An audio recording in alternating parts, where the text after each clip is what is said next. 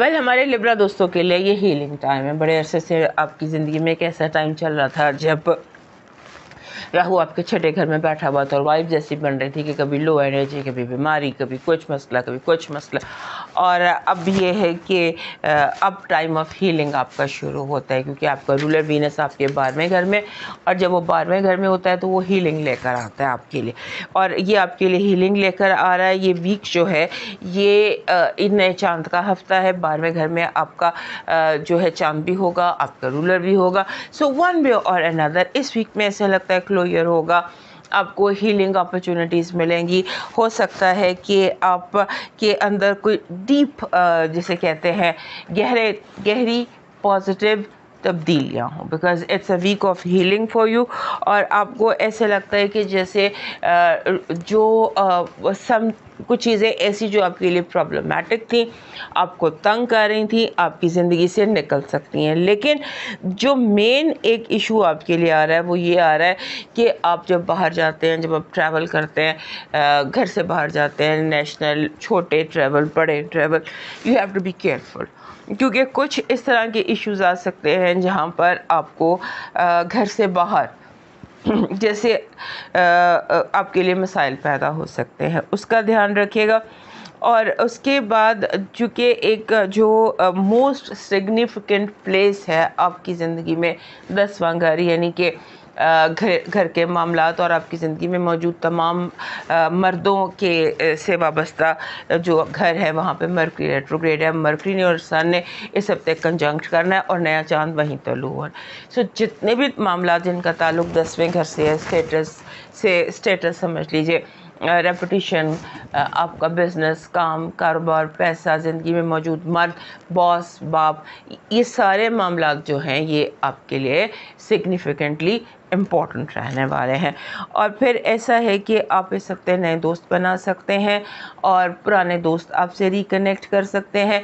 एक जैसे हमने कहा ना कि it's a week of healing, second this is a week of reconnection. आप लोगों से रिकनेक्ट कर सकते हैं और आपने इस हफ्ते कोशिश ये करनी है कि आप आगे बढ़े, एडवांस हों।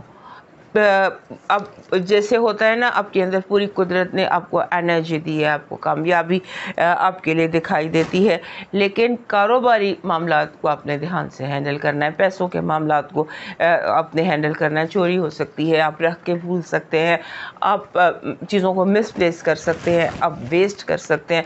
Don't waste your money, be very careful with every penny that you have. ये इस हफ्ते की एक बड़ी स्ट्रॉन्ग वाइब है। और उसके बाद ये कि आपका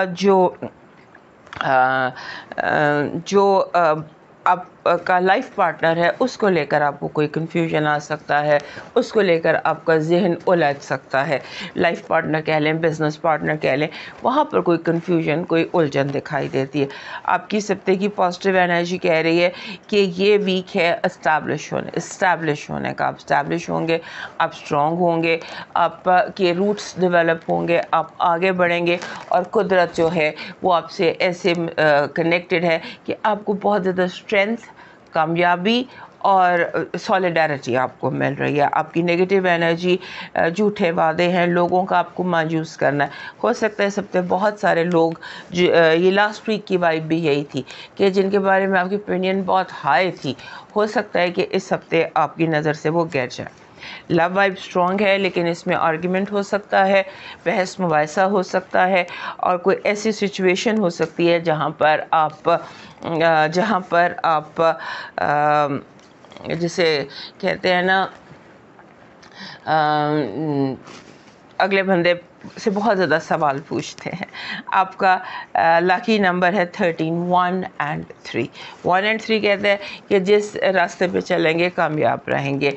नया चांद जो आपके 10वें घर में तलू हो रहा है और 10वें घर के तमाम मैटर्स इम्पॉर्टेंट हैं, वहाँ पर मून मैसेज आपको कह रहा है कि चीज़ों को कंक्लूड करने में जल्दी करें। आपने बहुत सारी चीज़ें लटका दी हैं, मामलात जो हैं वो आपके साथ हैंग कर रहे हैं, लटके हुए हैं, उन्हें फ़ारग कीजिए वन आफ्टर अनदर। आपका इस हफ्ते का जो लकी स्टोन बन रहा है वो बन रहा है सन स्टोन।